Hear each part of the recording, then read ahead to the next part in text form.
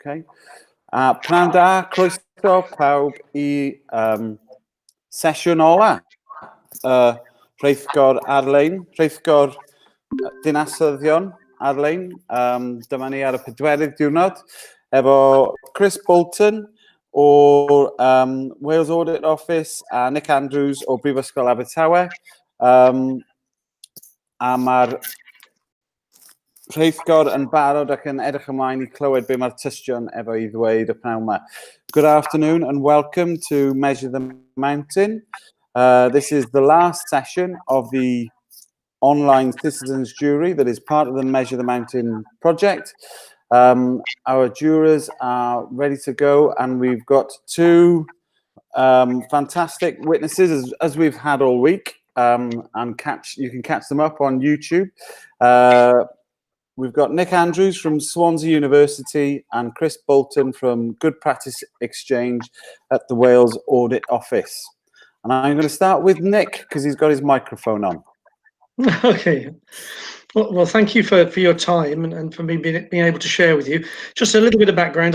My background is in community social work for many years, and it was very relational and people-centered, and I feel that a lot of social services have become much more bureaucratic and relationships aren't at the center, and that's the relationships are at the heart of our approach to using evidence. So my job in Swansea University is to build research, links between research and practice in social care. So it's how can lived experience and practice inform research, and how can research work the other way around, really. And there's a lot of talk about evidence-based practice. You hear it bandied around a lot. But when you actually look at what difference research makes to practice, it's often quite limited. And people sort of try to impose research without taking into account context, and they wonder why nothing ever changes. So there's a lot of good research goes on, and it never really makes a big impact because it's sort of presented in a sort of not necessarily presented in a very helpful way to the sector. So we worked with Joseph Rowntree Foundation in a project between 2014 and 16 to try and explore a better way for evidence to improve the lives of service users, carers and practitioners, called the Developing Evidence Enriched Practice Programme. And really, in a nutshell, it's akin to co-production, but with research thrown in. So it's not about clever researchers coming along to a group of people and saying, we've done all this research, here are our recommendations, please follow them, because that's often what happens in research. It's much more dialogic, much more about talking and thinking together. And what we do is we started by taking research evidence and then presenting it just as a starter for 10, really, for a discussion. And then what we did was actually drew in people's own evidence, so research doesn't stand alone as evidence. There's lived experience, which is important evidence. There's practitioner knowledge, which comes out from practicing, doing the job for years. And then there's organizational knowledge. People understand the constraints, the budgets, and often they don't come together and talk. So what we tend to do is bring these different people together to talk and think together. So if I thought I'd give you some examples to illustrate the approach, because what we find is one of my bugbears about training in social care is that people are sent off on training. It's often siloed training. So you pick off care home staff and send them off on training, and they come back and wonder why nothing ever changes in a care home. Well, with our approach, what we do is we do everything learning. We're more focused on learning than training, and learning in context. So if you want staff to learn in a care home, involve the staff, involve the residents, involve the family members, and bring perhaps some researchers in and have a conversation in context. So this is basically the approach that we take. And it started with a Joseph Rowntree Foundation program called A Better Life, which spent 5 years identifying what matters most to older people with high support needs. So this is older people who get home care or live in care homes. And they identified through this research what they called the 7 challenges of a better life. And you won't be surprised what these challenges are. They seem really obvious, but things like we must see the person behind the label or the diagnosis. We must create opportunities for older people to give as well as receive. We must involve older people in individual and collective decision making. So these are the sort of things the jury are trying to address, really. Anyway, we started with these challenges in 6 sites. We had one in Scotland and 5 in Wales. And if I explain one of the sites, it was with a housing with support provider, a third sector housing with support provider. And we started with the research challenge. All good support is founded in and reflects meaningful and rewarding relationships. What the research says is, in social care, relationships are really important. So we explored this, and it was in extra care with a day service. We got older people, service users, family carers, frontline staff, managers, and researchers together to explore this. And it was really interesting because a lot of the older people in the service said, yeah, relationships are really important. We had one older person who said, I married a man from Venezuela. I came back to Wales. He died. I'm left in this service. I've got no family or friends. I asked the staff to be my friends, and they said they can't be my friends because they're not allowed to be. She started to cry, really, and the staff go, no, we didn't. You know, the manager say, well, no, we don't. We're trying to protect people. We have professional boundaries, and staff were saying awkward things like, we want to coach people, but we've been on safeguarding training, so we're told we're not supposed to coach people because we could be seen grooming them for abuse. So basically, you have this dilemma then, and we looked at the professional boundaries policy of the organisation, which was very restrictive, really. It was based on the worst case scenario that staff really are out there to abuse people. So it was saying, in relationships, it's all about what you do for the service user. It's not what the service user can do for the staff, which is contrary to the research, which often says older people want to be able to give as well as receive. So we had this exploration of these different dilemmas and tensions, but we did it through talking and thinking together and questioning one another. And anyway, as a result of that piece of work, what this organisation realised is they had to change their professional boundaries policy, and they turned it into a sharing lives and professional boundaries policy. But it was through this dialogue, through valuing different types of evidence, starting with research, but not imposing it, but inviting knowledge from lived experience, inviting evidence from practice, inviting evidence from the managers, and talking and working through a way of making the world a better place. So that's it, really. And we identified there are 5 elements. If you want to really use evidence to make the world a better place, first of all, you've got to create a nice environment where everyone feels safe, they feel valued, and their contribution welcomed. And that's no small thing, really. Often in care services, people on the receiving end of care often think, what can I share? If there's a researcher in the room, they're the clever people. Well, we say, no, your lived experience is really important. So there's something around creating this rich environment of learning.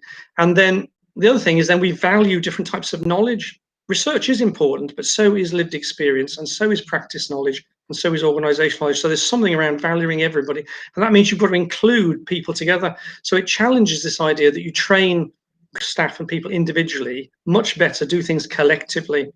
So I think some of the problems with home care at the moment is that social workers are trained in one thing and frontline care staff are trained separately. They're never brought together, so they never really understand each other. And so and you get this dissonance. So just to close, to give an example of a more recent piece of work, we worked with the West Wales Care Partnership, because supporting carers is such an important and central thing in the Act, and actually for the survival of social care, because carers, family carers, provide the vast majority of care. So, but often the research suggests that they're not that happy with respite. It's often one size fits all. So anyway, the West Wales Care Partnership, that's Carmarthenshire, Pembrokeshire and Ceredigion and the Health Board, we started with some research evidence about what mattered about, what research was saying good respite might look like. But then we held workshops with carers in each of the 3 counties and shared the research and said, what's your knowledge on this? Do you agree with the research? Do you disagree with the research? Have you got any stories that match the research? Have you got stories that disagree? And of course, we've got all these lovely stories and tragic stories, but we got these narratives which were really powerful. And then we gather them from 3 of the counties, and then we get the commissioners, the social workers, the carers, the researchers all together, and we explore all of these narratives, what's going on. Anyway, in West Wales, it meant that we were able to develop a set of principles, co-produce them around what are the things that make a good respite. And often there's little things like flexible, responsive, that they're negotiated. So I could go into them, but I haven't got time.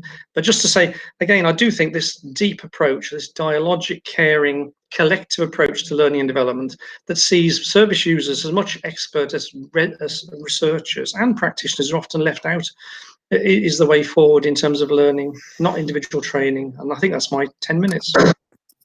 Yeah, done. Brilliant, Nick. Brilliant. Fantastic. Thank you for that. Over to you now, Chris. And Nick, if you could put your microphone off. Yes. You're a star. Thank you, Nick. Chris, off you go. Thanks, Darren. Thanks, everyone. I'll give a bit of background. What I was going to cover is how do you move ideas from implementation and make this change stick? In terms of what's informed this is my background. I've worked in the Audit Office for 20 years. Prior to that, I was in another regulatory environment. So it's, lots of what we do in that space is try to get people to change what they do. So we make recommendations. And some of this is based on those personal experiences over the years. I also spent about a year working up in Bangor University with the Wales Centre for Behaviour Change. So there's quite a lot of study and reflection sort of has gone into this as well. I would say these are my own views and not those of Audit Wales. And I just wanted to sort of pick up that if you think of this in the context of how do you affect change, how things happen and how people write recommendations, things in organisations typically run along the lines of we create a compelling vision for change. You energize the people to go forth and sort of deliver that vision, give them resources, set milestones and targets, measure progress, and hey presto, you arrive at your destination. Change has happened. Well, I kind of, that as a model, I don't quite buy it. It's I see Nick nodding vigorously there. So I don't quite buy that. And I say just to sort of as a backup to it, the sort of big change management consultancies, even people like McKinsey's have done research that said 70% of change programs do not set out to achieve what they wanted to do. And I just want to pause there for a second. If you were in a business setting and someone said, what I'm putting forward is a 7 out of 10 chance of not working, would you move with it? And I suspect the answer is no. But yet that's what most organizations use as their kind of mental model for doing change, which is something different to what Nick has just described. And I wanted to sort of talk about some of the things I was going to suggest, and there's sort of 3 broad headings. One of them, I say, you might not expect this from someone who works in audit, but I'm going to say that change should be small and imperfect. The other bit is relationships, which touches on what Nick said are absolutely critical. And I want to just give you a little bit at the end, which is perhaps a framework that's based on human behaviours. It's called EAST, which might help you in terms of developing some of your recommendations. So some of the stuff around change should be small and imperfect. A lot of this is based on the idea that most of the problems we face are complex. They're full of human behaviours. We cannot predict the outcomes. We don't know what the end point is going to be. So setting that glorious vision probably isn't the right thing. And this is particularly true of what's happening in lots of social care. It's about humans, the connections and the relationships. So this big vision for what we want probably isn't going to work. We need to try lots of different things is my argument. So this notion that change should be small, you do lots of little things, and if they work, you scale them across. The notion of it being imperfect, the answers aren't known, and that thing is, if they're imperfect and we accept that, we can learn from things that perhaps don't work. We don't set ourselves up for big, glorious things and kind of edge out. I use the phrase of a Trojan horse heading towards them. One of the ideas I spoke earlier in the year to practice solutions, and it was the idea of Trojan mice. So if a Trojan horse is the big thing, and you see it in lots of sort of things that people roll forward as their one big idea, Trojan mice are the absolute opposite of that. There are small little things. Let's test what might work here. If it doesn't quite work, it doesn't matter because nothing terrible has happened, but we've learned lessons from it. And you let lots of little Trojan mice scurry around, learn the lessons, and then what works, you amplify, what doesn't, learn the lesson and move on. And that was my sort of main message about, actually, if you're going to go change, look at things that are small and imperfect. And I always tend to shy away if someone rolls up with the silver bullet answer, this is going to solve all your problems. Okay, my first question is, what happened to the ones you tried and didn't get you there? And you'd be surprised how many answers people give you they've not tried anything else. My second point is about relationships are critical, and I won't spend too much time on this, in that Nick has really emphasized this, that sustainable change happens when people trust each other. And that's the kind of bottom line for me, that it's about those interactions, those personal relationships. the people are, in my view, more important than the process. And it's quite often these things are ignored in what we like to do, and the behaviours are ignored. And actually, if we focus on the relationships and the people, all the change we want will probably follow behind. Cheers, Nick. Thank you. And this last bit I wanted to talk, if I was going to leave you with something very practical that might help you in setting your own recommendations as a jury, this is come out of some work that people have done around behavioural science, and it came from actually let's take a different approach from all of these things like SMART objectives and other bits and pieces which are quite mechanistic. Let's can we apply something that's got a very human focus? So it was something called the Nudge Unit that were based at the Cabinet Office that looked at behavioural science, and they came up with something called the EAST framework, which very much goes back to what are the human elements of change, what can we do? And I did some work with our auditors in the year that can we look at our own recommendations in this context. And EAST stands for 4 words: easy, attractive, sociable, and timely. Of course, timely would be there.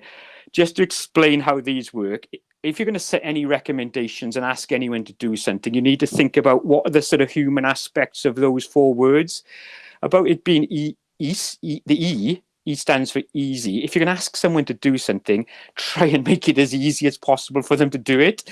But if you're asking people, setting a recommendation that's kind of, scale mountains, cross oceans and go to the moon, that's probably a hard one. So you need to kind of be realistic in what you're asking people to do.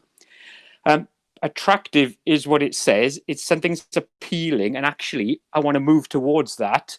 Again, a bit like easy, you've probably got more of a chance. And I say, I can see people thinking, oh, on earth do we make recommendations? That's part of the challenge on this. But to say, make it as attractive as possible. And that could be for a variety of reasons. The big one amongst the behavioural science people is, behavioural economics, you financially incentivize things. Well, we don't have that option on lots of things, but there are other things you could do to make things attractive to people. The S stands for sociable. And that's the idea. And there's a lot in behavioural science that we are very social. And if we're doing things with other people, there's things like social proof. We'll do it because we've seen someone else do it. If whatever you're suggesting there's a social element of it, and others have done it, you can do it with other people, it helps. And the last one around timely, and that's not just about sort of, it's got to be done by a certain date, like in SMART objectives, which is a bit mechanistic. It reflects on the bit of us as humans. We're very much in the here and now. The huge problem, lots of us kind of don't think about our pension in 30 years' time, or giving up smoking because we live an extra few days when we're 80. It's about what happens in the here and now. And if you can set recommendations that people can see something that's reasonably immediate, they'd be more likely to sort of do something around it. So that EAST framework is something that might be a sort of practical offer that you might need to think, you could possibly use in terms of setting your recommendations that's different to perhaps other things like the SMART acronym, which is, I think, is a bit kind of mechanistic. So just to sum up on all of that, I think that this is, say, change. If you're going to do it, recognize that it is a small and imperfect process, and think about that, and perhaps use this EAST framework, but just saying that actually none of that's perfect either. We are human, we're all imperfect, and to tick everything off in one of those boxes probably won't work, but do the best you can. And I say, terrible to finish on a quote, but it's the idea that, do the best you can with what you have, where you are, and do it now. And that would be my suggestion. Thank you very much. Thank you very much, both Chris and Nick there. Brilliant. On time, and I'm not going to witter on because we've had loads of questions from the jury. And just to repeat there, because of bandwidth issues, we're sharing questions via WhatsApp. I'll read them out for people and name who they come from. So Tafsila started quickly, and she wants to know from Nick, what has changed since he worked in social care to make it less person-centred? All right. Well, if I go back to when I was first a community social worker, I was in Knighton in Paris. I was based in the doctor's surgery. I was in the same room as the district nurse and the health visitor. I knew the cafe, I knew the consultant, physician, I knew the home care workers. And basically, we didn't have many policies and procedures. We just were told, my job in Knighton and Prestine was to, as a team, was to keep people out of hospital, keep them out of hospital, get them out of hospital quick. And we did it through relating to one another. But over the years, I've seen that relationships have been replaced by referrals. And I see what I call death by referral. You see it in children and family services, in around mental health, you know, and people instead of doing something, they make a referral to another agency, and that referral makes those to another agency, instead of them all getting together and saying, come on guys, what can we do? So I think there's been more reliance on systems. There's a decrease in trust. There's less trust in people, and it's all around accountability and performance, and that drives compliance rather than virtue and wisdom. It drives people to sort of follow the system, and that's why you end up with a social worker spending 70% of the time behind a computer, out on the patch, working with their colleagues to make the world a better place. And that's really, it's a human service, but we've bureaucratized it. So I've seen it, and I've seen things, and the Perthynas model of community nursing in the Netherlands turns it on its head and has gone back to relational ways of working, which has improved outcomes, it's improved morale of staff, and it's more cost effective. But you've got to have a workforce you trust, and you've got to focus your emphasis on relationships and place-based working. So that's, sorry, I'll get on my little soapbox there, but it isn't complicated social care, but it's about relationships, about responsibility, it's about integrity, and those are things you've got to nurture, not compliance with which form and filled in and who have you made referrals to. It's about teamwork and working together with the people you work with and the communities. We used to work with a cafe, and like the cafe's owner's mum said, oh, I can take some meals around the back of my car, and so it worked beautifully. And then the hotel said, well, we're looking for a bit of business. If we'll give 50% off if you can get some older people who want to come. We just all mucked in together, community, nurses, doctors, OTs. I'd get a bed downstairs if I had to, because the OT said, we've got to get this bed downstairs. I didn't make a referral. She'd phone me up and say, Nick, you've got to come around here now, because otherwise we're stuck. So that's, sorry. No, that's great, Nick. If you put yourself on me on mute, or put yourself on mute and stop me feeding back. It's all about your soapbox, Nick, so we're pleased to see you on it. It's great to see you on it. Chris, is there anything you want to add to that? I just reiterate what Nick has said, that relationship bit about over-bureaucratization and thinking more about the targets than actually the people at the end of it. So I was on a call earlier in the week with some people who worked with the Care Quality Commission, and talking very much about the same sort of thing, that actually how do we rehumanize services. And there's some very strong evidence that once you set targets, those are the things that drives people's behavior.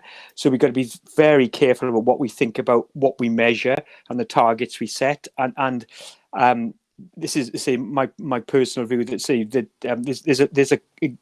I'll stop there, but yeah, think very carefully and reiterate what Nick is saying. Okay, thank you, Chris. Giles now has a question for you, and he says that research does not provide black and white answers. No. How does this uncertainty impact on practice in the models that you described?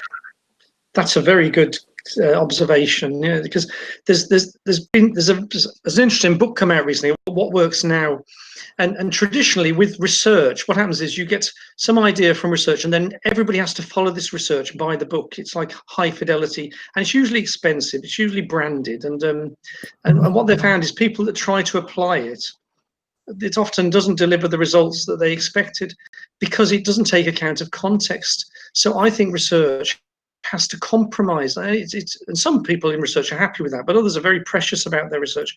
Its context is everything. It doesn't matter. And if you don't understand the context, so research might, I don't really care how wonderful the research is if somebody engages with something and it makes the world a better place, that's where the value is. So I think there's a whole thing around research being less on its high horse. It's got some important things to say, but it's one voice, but it must always be contextualized. And the only way to do that is to meld it and blend it with local knowledge, contextual knowledge from the lived experience of people, from the practitioners, and just the general contextual factors. Once you do that, then you get a blended sort of approach. And one of my colleagues in Southampton University calls it knowledge in practice, in context. rather than just following blind rules, as Chris says, and guidelines and regulations. The nice guidelines can be a disaster if they're not contextualized. Brilliant. Thank you very much, Nick. Chris, anything to add? Reinforce that point. Context is everything. In that, it's sort of bizarre. Nick and I spend too much time together in the past. Talking that point. I mean, from a kind of sort of management science perspective, in the business world, same thing applies.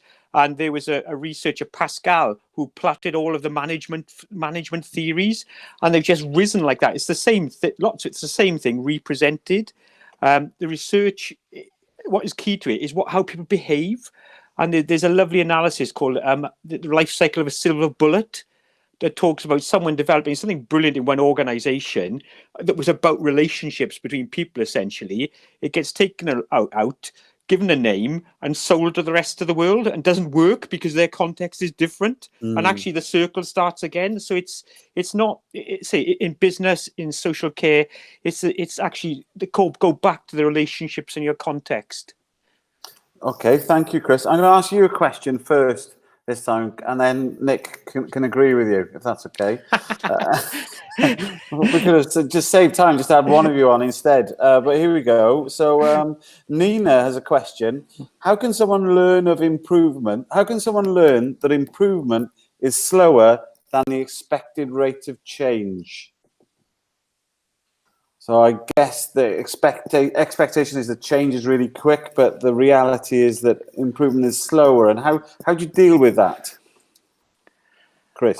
I think part of that is the people who are involved in kind of hands-on jobs know that for themselves.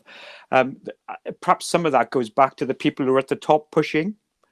That quite a lot of this is pushed, is up down with, and it's part of it is how do you get that message back to those people? I've been thinking this about a lot of this lately. Actually, the people who are kind of in senior positions need to spend more time at the front, and more time delivering care, doing the job, and if there was more of that in a kind of work management sense, it's going. They describe it as going back to the gemba, which is going back to the workplace. And if more people in a senior position spent time in the workplace, they might understand that some change does take the time it takes, and perhaps wouldn't set artificial targets on it. I don't know if that answers the question. Let's see if Nick can either disagree with you or... I probably get shot because I do work closely with Welsh Government, but I've got real concerns around the regional partnership boards, and they have these improvement hubs. They've funded these improvement hubs, and they've got like 12 months to change the world, to integrate health and social care. To be honest, that is a nonsense. And my experience of that is that often people who are busy doing a job are suddenly seconded into another short-term job, which breaks the system. And so people, instead of actually getting anything happening, people are moving jobs and swapping jobs, and you've got this whole juggled, and then it's too bitty.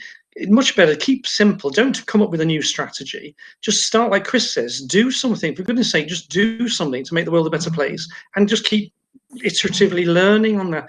And I think that's what government needs to do, is just support that, a learning culture, really. Because once you've got a learning organization that's focused on learning, which values its staff, gives agency to people, you'll get the best out of them. But instead, and it's often driven, there's huge performance frameworks that are imposed on these innovation projects, which can stifle.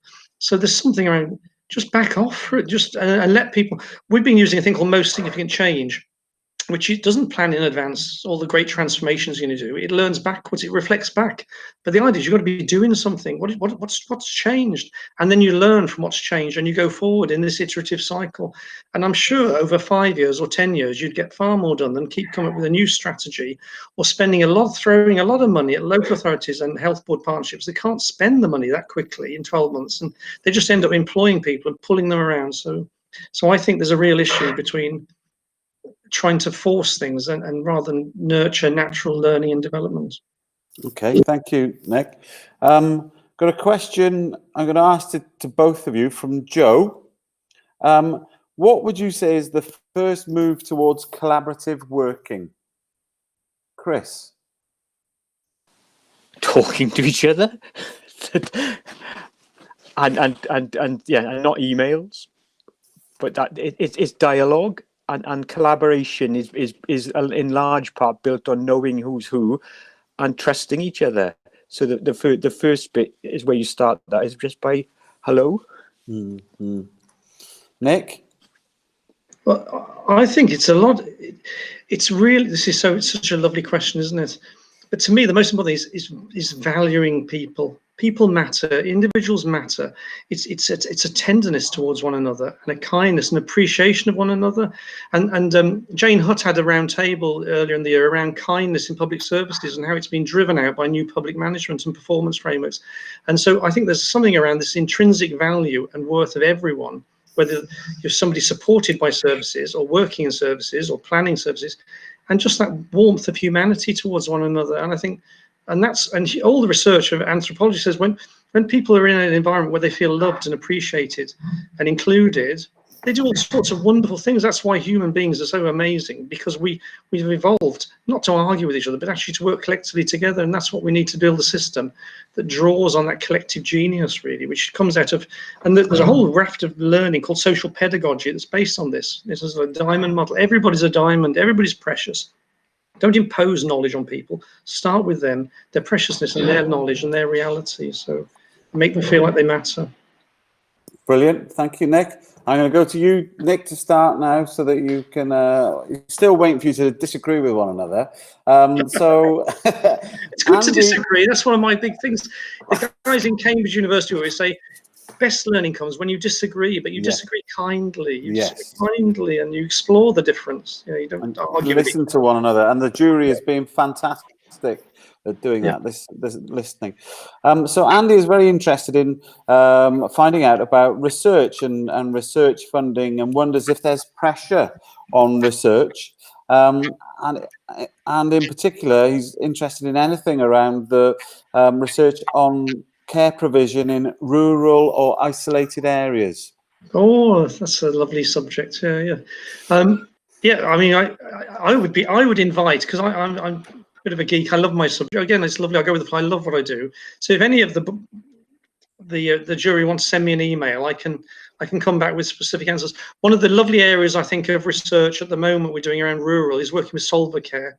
That's in Pembrokeshire, and that's around, again, it's not about social prescribing and about health services exploiting the local communities. It's about the local community setting the agenda, not the health board, and actually coming and developing peer support amongst older people. And they've developed a Swyddfa Care toolkit, which is how they've built this community, not led by health or social services, but led by the community. And there's some really interesting, they want to develop some research around that, around how can communities influence the services rather than the other way around, because sometimes co-production is, and I love some good examples of co-production that start with the local authorities and engage local people and communities and service users. But I think some of the most impressive stuff comes when people themselves identify the agenda, and then the authorities have to tune into their world. So I've always hated this. They have this involving people in health services, and you have to take an ordinary person who's got their own knowledge, and then you train them to speak all the lingo and jargon of health services, and that makes them good participants. I think, no, you've got to get into their world, not the other way around. Chris, anything to add on that one? That interesting, Nick mentioning. So I saw Swyddfa in the press yesterday that they've received some heritage lottery funding to take this further, which was good, because I'd around COVID, this just happened. It's very interesting to watch Swyddfa have been at the centre of that community-led, and they've brought together all of the communities from Pembrokeshire. So it's not just Swyddfa; their reach is extending across the whole of Pembrokeshire now. So the health board, the local authority, and others are taking this forward. So I think there's some really interesting things happening in that area, and that could be applied elsewhere, or not applied. I mean, but people could learn from what's going on down in Pembrokeshire. I can link people up because I do a lot of work with the Pembrokeshire folks, so that's great. Fantastic, thank you. I'm going to start with Chris on this one. So Cyril has asked 2 questions, and I'm going to try and do them justice now. So he feels that staff lose confidence in various levels of management. and don't really like being told what to do. So how do you change that? And also middle management or other layers of management don't like change either. So how do you change that? Cricky. Okay. Ow. The bit about sort of confidence in your managers, I'm a great believer in the apprenticeship model. And I think that, and I was involved in a conversation earlier in the week, and it was talking about the contrast between NHS managers and managers in the health service in bits of America, where lots of them were clinicians who'd gone up through the system. So actually, if you go up through the system and you've done your apprenticeship, you understand what it means to be working hands-on. And I think for me personally, I think there's a lot to be said for if you're involved in managing anyone, you need to have been there. You understand what it means. You know what's there, and you should never get too far away from it. So I say I'm a terrible enthusiast as well for programs like Back to the Floor and that sort of thing. That losing touch with what happens. So clinicians and other people who spend, who do shifts back on the wards and things like that. I mean, I think there's a great case for that. And I think that confidence of staff if staff are losing confidence in their management, well, actually, if they see them with their sleeves rolled up, doing what they do, that might help to rebuild some of that. The change bit about middle management, I always get sort of interested about, I get around change programs that one I described earlier. People are being told people resist change. We don't resist change. We change stuff all the time. We go on holidays. We have a haircut. Well, some of us do. But change is something we do all the time. And I don't think people that throwaway line about people resisting change, isn't it? What people resist is change that's done to them. And coming back to some of the stuff Nick said earlier, that actually, if we can see the value in the change, we're all for it. So that's, what is the change for? What are we trying to achieve as part of this process? So that dialogue, if you're going to ask someone to do anything, well, why are we asking them? And sometimes, if you're going back to them, actually get them to shape the change, because the people doing the job know what's actually needed in terms of change. Thank you, Chris. So, yeah. Yeah, thank you. Nick? Yeah, it's a really important point, because one of my favourite heroes of learning really is called Miles Horton, and he says we haven't got a problem with experts and expert knowledge as long as they don't tell us what to do. And it's one of the golden rules. You never tell people to. When I was a kid, if you were told don't press that button, you'd want to press it, wouldn't you? It's like there's a human reaction to, so it is really important. And I do think there's some really interesting development because around leadership, and I'm working with Social Care Wales on this, that leadership, sometimes the old idea of leadership, you're the clever person who's got all the answers and you inspire all of your staff to follow you. In complex organisations like social care, and in other organisations, there's some example like Pixar when they're making a movie. You can't, it's too complicated. What you've got to do, a good leader sets the stage for others to perform rather than perform on it. And there's a really important idea, this idea of servant leadership. The idea that the leader sets the stage, and your job isn't to come up with any great ideas at all, it's to create the right environment. And so I'm hoping we're going to work with Social Care Wales to develop that kind of training for leaders and managers. But then in terms of middle managers, I have mixed, because I've worked with some middle managers who are lovely, who really want to make the world a better place. I can give you names, and they're lovely. But then I've also met some that are threatened by the whole process because they think, because some of the best models like Bertelsmann, they have a flat management structure, and it's your job, isn't it, and your livelihood. And I've seen lots of examples, and health is particularly bad at this, I think, because there are so many tiers of management. There are examples, I won't point and say any names, but there are examples where people aren't blocking things because it's their job, but you can understand that really. They don't want to sort of be part of something that does away with their existence. And I don't know how you do that, but probably the main thing, as Chris says, is to involve people, because if you involve people that they've got some kind of agency, then they're open to change. If they feel they're being excluded, it doesn't matter who they are, then they'll be resistant and difficult. So there's something around that collaborative and collective approach that brings everyone into the mix, and that's what we did with the DEEP. See, we got managers. We didn't demonize managers. We got the managers and the frontline workers and the service users and the carers together and valued them all. And then that way you get a collective buy-in rather than somebody feeling left out, because all of the social psychology says social rejection is one of the biggest things that humans are sensitive to, and if you're left out, you either get very angry or you get despairing and sad. That's it. So. Thank you, fascinating. So I've got a question from Joshua, and we'll start with you, Chris, if that's okay. So Joshua feels care workers should receive training on the real experiences of service users. How do we make sure this kind of essential training is carried out across all parts of Wales? Craig, this might be a Nick question actually. Okay. But I mean, how do we get people? I mean, there are examples. I say, coming back to my apprenticeship, my enthusiasm for apprenticeships. I think that's a place where this can happen. But actually, I'm kind of, why wouldn't you, if you're in that space, be there anyway? What is, I mean, the bit about getting into that space, shouldn't that be a very practical element of training rather than completely theoretical? I can think the contrast with my wife, what nurse training is now to what I experienced when my wife trained as a nurse 30 years ago. It was, your life was on the wards, and sort of the notion of ever going to the classroom kind of was somewhere way off in the distance. So I think there's that kind of real, you've got to learn it through being hands-on. So this is Nick's, I think. Go on then, Nick. Yes, again, there's such a lovely panel, jury you've got. Yeah, that's a very good point. There are two things to me.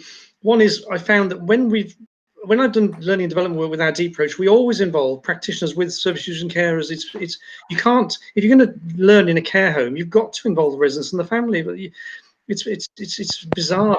And actually, we find that, and involving people with dementia as well, they like to be a part of things. People like to be a part of things. So and what we do is get people around a table, tea and cake, and instead of training the staff, we learn together. How can we make our world a better place? And I've never had anybody say, "Oh, that was really embarrassing working with the service users." People love it because they actually like doing it together. We've been evaluating co-production across Wales, and there was somebody working with foster carers, and she said we got people in foster carers and social workers. And we got them all, instead of training them all, we got them all in a room together and explored, and it was lovely. And everybody said, "Oh, how refreshing!" Or, "I'd never thought about that." Or they made me think, because when you bring different people together, they bring different experiences, and people learn from difference. So that's one argument. The second argument is, we've also found that too much training is theoretical. It's based on sort of concepts that, like co-production, and you must be more outcome focused, and you must do positive risk taking. It means nothing to people. But when we capture stories and narratives, lived experience of people, and use those stories as a catalyst for dialogue, people get it. So I think the experiences of service users and carers in terms of their narrative and their stories are really powerful, because they touch both the head and the heart. Too much training is focused on the head, and all of the research on learning says you've got to touch people's hearts, and the way to touch people's hearts is through story, because human beings are storytelling animals. So I think there's a whole wealth, and we're doing this thing called magic moments. We gather little micro stories of people's experiences of care, whether it's staff or residents, and then we use them, we chew over them like chocolates. We say, "Oh, have you got a similar or contrasting story?" Or, "Why is that a magic moment?" And people say, "Oh, I don't know, it's just and you explore the narrative. So I think the lived experience and stories of service users and carers and staff are really important. And then just put people together and get rid of this silo train. Don't train your staff. Create learning opportunities for everybody. I think that's the key. Yes. Thank you, Nick. Fantastic. Right, we have a question from Bethany, and it's for Chris. So, what are you doing to embrace change in all the areas across Wales? Me personally, or that's definitely Chris's question. It is, isn't it? Isn't it? Good pass there, Nick. For Chris, maybe as you as an individual, and maybe explain a little bit about your organisation as well. So, what are you doing to embrace change in all the areas across Wales? I think I can talk about something we're doing at the moment. So the big thing that's happening to everyone is COVID and coronavirus. From a traditional context, we would audit people. We check they've done what they said they do. that stopped on the 24th of March, where we suspended our audit programs. So we've got an aspiration to sort of say, how do we actually make the world, how could we shift into a space to inspire people to be better? Well, part of that is you need to sort of help them see what the possibilities are. So we've got lots of our staff involved in looking for interesting and new things, sharing them. We look at them and to rapidly share them across the communities. So that bit about sort of change in that space has been about, I suppose, a bit about opening people's eyes to what is and isn't what is possible, what novel practice has emerged. Because during COVID, lots of stuff has happened that we've never seen before. So, I suppose, trying to put it in the context of the care homes, places like Ceredigion did some really interesting and innovative things about how they managed their care homes, about people with tents that you go in and you get washed down, and so you weren't carrying coronavirus in and out. So spotting that and saying, actually, there's something really interesting here. How can we share this around Wales as quickly as possible? So that's been a sort of specific area around change. I mean, it's not been structured in the notion of this is a change program. It's been about, I suppose, back to that bit Nick is talking about, is by doing things. And as we've reflected back on it, we've said, actually, that's interesting. We've seen change happen in the world, but there's change happen to us that actually with some of our people are saying, actually, we need to be more in that space of how do we not audit looking back, we carry on our audit alongside people. So there's an idea we move to a space that's alongside and help people into a better space and sort of say perhaps some audit processes would just point out what went wrong. So I don't know if that helps. Well, no, I think that helps. Thank you, Chris. I've got a little... Go on, Nick. Yes, go on. Because obviously we had funding from Welsh Government for 5 years to develop the Developing Evidence-Enriched Practice approach. So, and it has been very ad hoc and organic and emergent, but they've given us funding now for the next 3 years on the understanding that we embed our approach strategically. So I'm working really closely with Social Care Wales, and we're really working closely with them to try and get this relational dialogic way of learning and development built into some of their training programs. So I'm hoping that's, and we're working closely with a thing called the Social Pedagogy Development Network, which is a lovely, the social pedagogy is this lovely, caring, collaborative way of learning that values everybody. So we are hopefully going to, and we're also working with the Welsh Government on their performance and improvement framework, which is going to include in future local authorities having to engage with evidence and qualitative information, not just all the key performance indicators. So hopefully we are going to be strategic and have an influence across Wales. Excellent, excellent. I've got a question from Claire. Starts with brilliant talks. So I think she's talking about you, but it could be about this morning, but no, I'm certain it's about you. So she says that many of the witnesses during the last 4 days have shown that co-production and other buzzwords like what matters are not really happening in social services. And she feels, you know, there's a need to move from sort of tokenism to create this big change. And just wants your views really, and can you blame people for wanting a revolution and cultural shift, a fundamental shift, when these words are thrown around and the change isn't really happening? I think that's right, isn't it, Claire? Thumbs up if you're happy. Yeah, great. Claire's good. Right. Nick. Can you want me to go first? Yeah. Claire, that's very important. The change isn't happening, but there are some wonderful things happening. I give you an example up in Gwynedd. One of my passions is home care that actually does what matters to people on the day. Sounds so obviously simple. I call it flexible and responsive home care. All too often it's micromanaged, and it's basically the staff have to follow a care plan written by a social worker. In Gwynedd, they're getting the social workers together with the carers, together with the people who support it, and they're creating a different way of doing home care in Gwynedd, which is lovely, and it's dialogic. And I'll give you an example from it. They had a home carers who'd got some agency. So instead of having 3 half an hour lunchtime calls, they said, oh, today, why don't we take those? There's a cake stall down at the WI or something. We'll take the 3 people together and they can join this community activity. So the home carers took the people down the activity, and a 70-year-old met a 90-year-old who used to be her babysitter when she was a child. It was so lovely. And but so there are lovely examples of this, and if you talk in Pembrokeshire, there's been some lovely work around changing the way they're doing day services. So I would encourage you that in amongst all the sort of terrible stuff, there is some good stuff going on. But, I agree with you that the rhetoric, what was the other, there was something else you said right at the start was really important, and I've lost it. So many witnesses this week have noticed that social services isn't happening as it should, despite buzzwords like what matters, and wants to move from tokenism to change. And just wants your point of view on how people, they get frustrated and want to see revolution and fundamental cultural change. Revolution is important, I think, and it's not just reform, because there's an old biblical metaphor that when you have new wine, you have to put it into new wineskins. And actually what's happened, I think the Social Service and Wellbeing Act has got new wine, it's got some lovely principles and values, but the delivery machine is still the old wineskin, and they're great. And that's what we found in our evaluation of co-production. There are some really good people out there who want to do the right thing, but they always have to say to people, I'll go back and check if the system will allow that.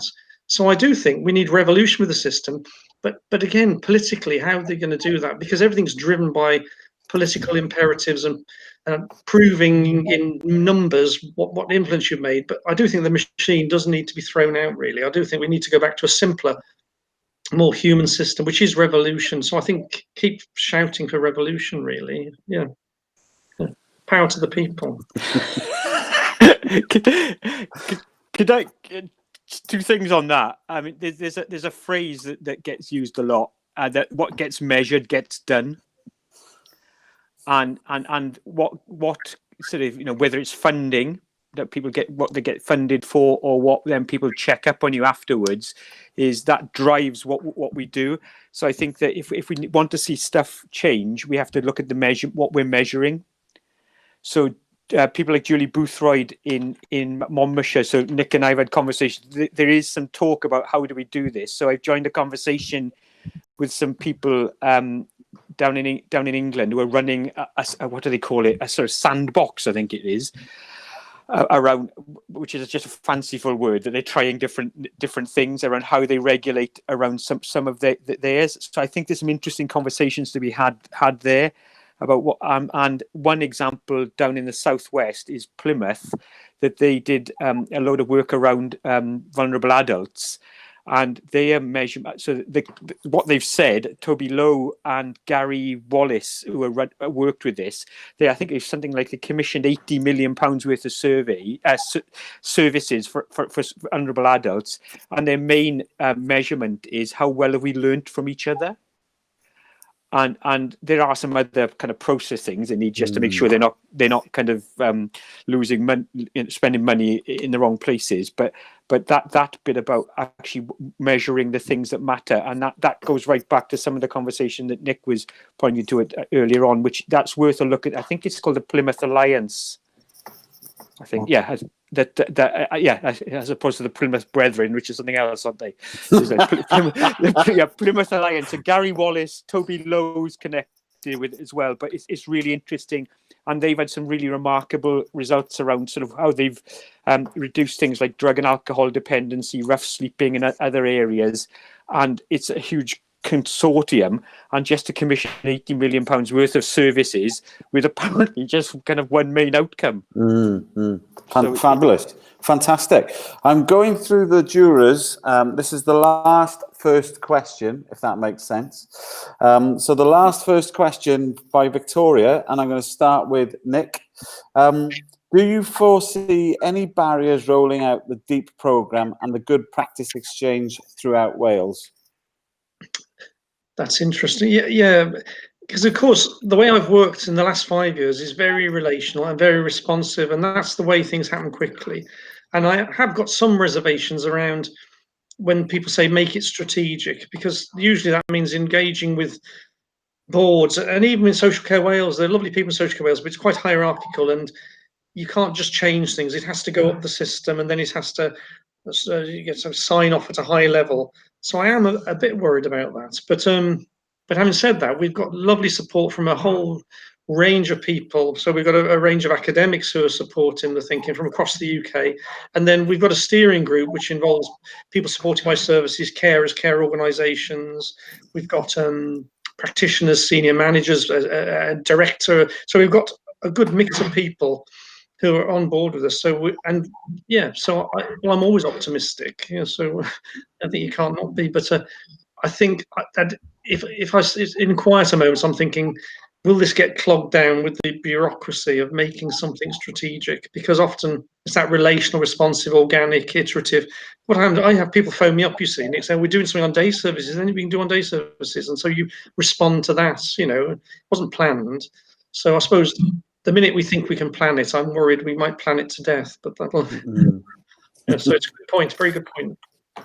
Chris? Any barriers? So you've thrown me now, haven't you? Any barriers to rolling out good practice exchange throughout Wales? Oh, there were loads. Yeah, I mean, there's a bit of a 10 years of from where we started to where we are now. And just to summarise that the biggest one was people don't like to be told. There's a huge world of, and perhaps Nick said, being told this is good practice, you must implement it. Just no chance. People have got to find stuff from themselves. And probably our biggest piece of learning around that is actually, it's not us telling anyone.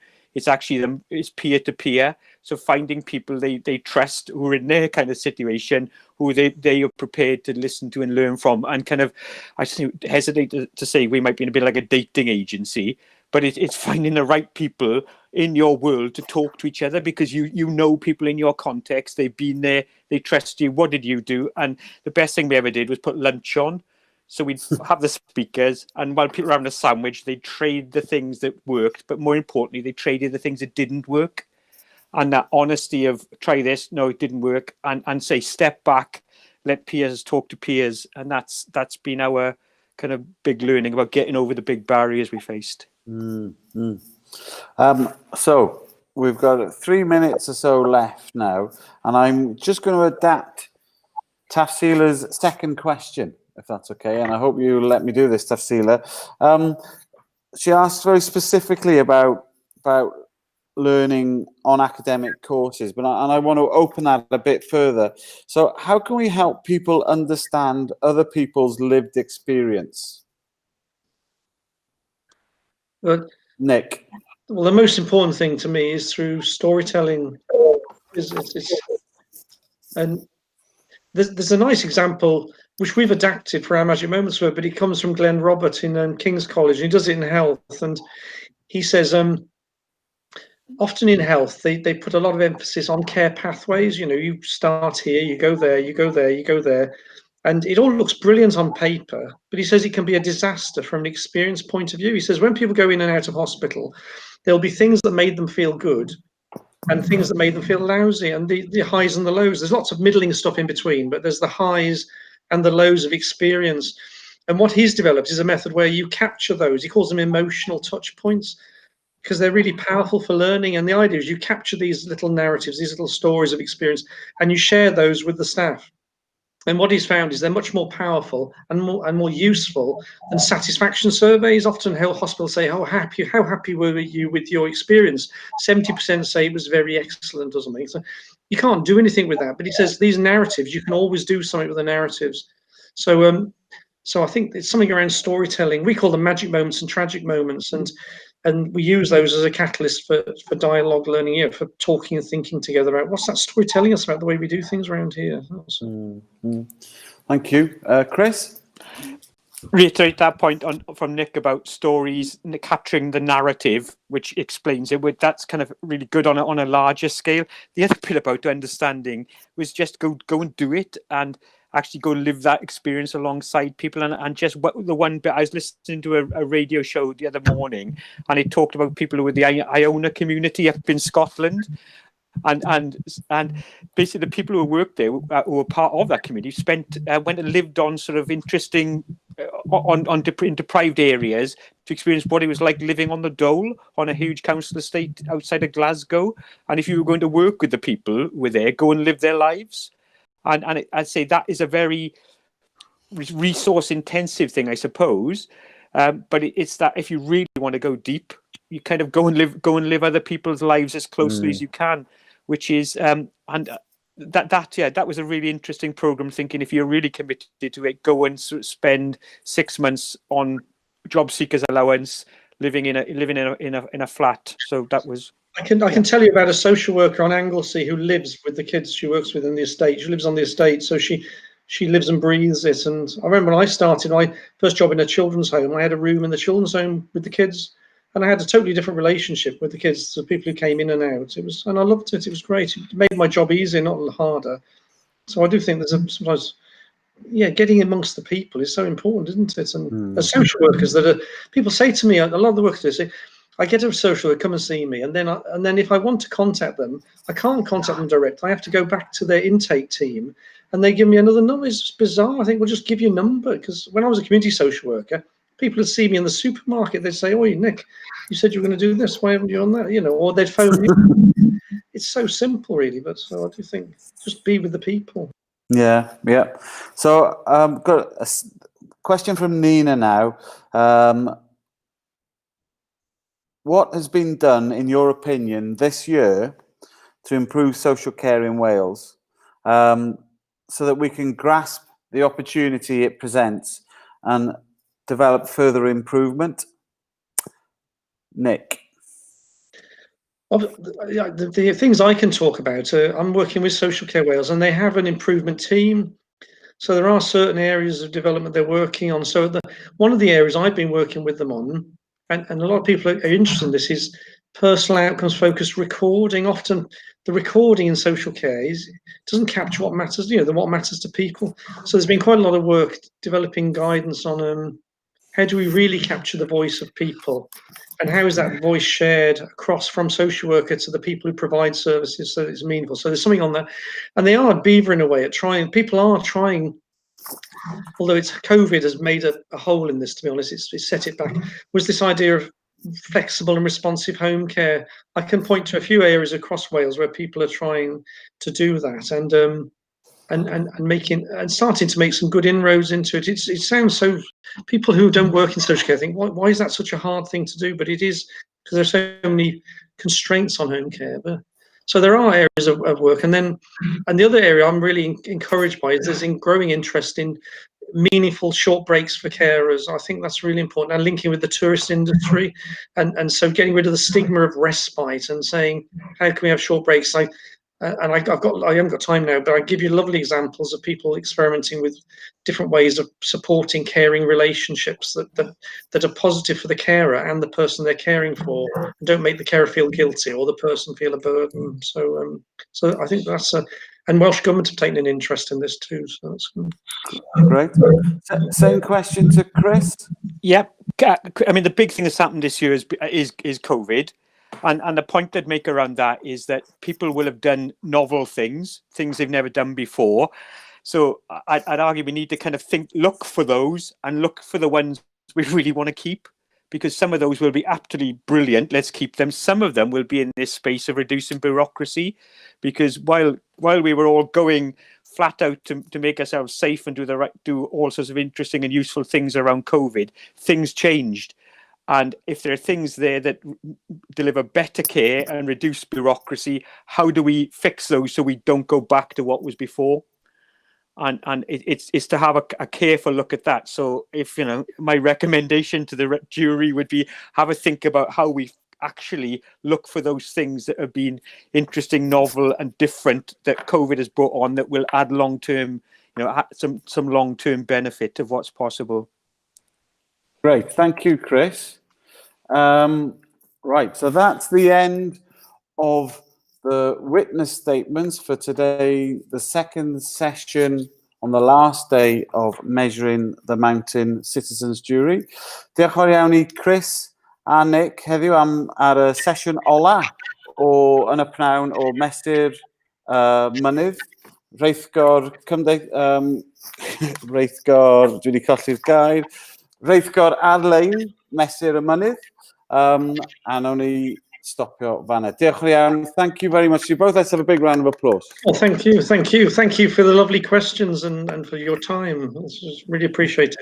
Thank you very much also. Thank you.